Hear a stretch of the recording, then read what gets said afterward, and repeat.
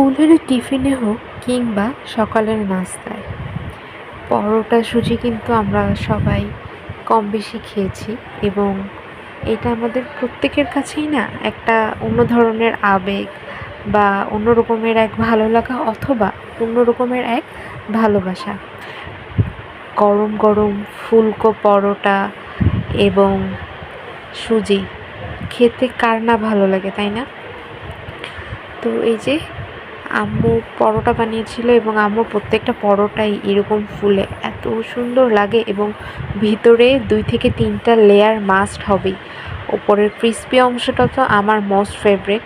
আমি পরোটা খাওয়ার টাইমে করি কি, আগে শুরুতে ক্রিস্পি পার্টটুকু খাই, তারপরে মাঝখানের একটা পাতলা লেয়ার, দেন সেকেন্ড লেয়ার, দেন থার্ড লেয়ার, ফোর্থে আবার ক্রিস্পি।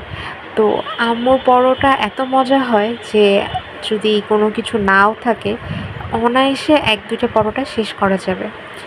তো পরোটার সাথে আম্মু সুজি করেছিল, অ্যান্ড পরোটা সুজি যখনই আমি খাই বারবার আম্মুকে বলি ছোটোবেলার কথা যে হ্যাঁ, স্কুলে যখন যেতাম তখন টিফিন দিতা, বা সকালবেলা নাস্তা করা মানেই সুজি আর পরোটা এক প্রকার কমন ছিল আগে।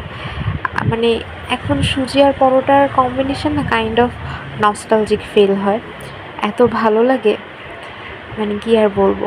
এই যে আপনারা দেখতেই পাচ্ছেন পরোটার লেয়ার, আর আম্মুর সুজি এত মজা হয়, মানে মিষ্টিটা খুব মাইল্ড হয়, দুধটার পরিমাণও খুব ভালো থাকে, মানে এক অন্য রকমের মজা।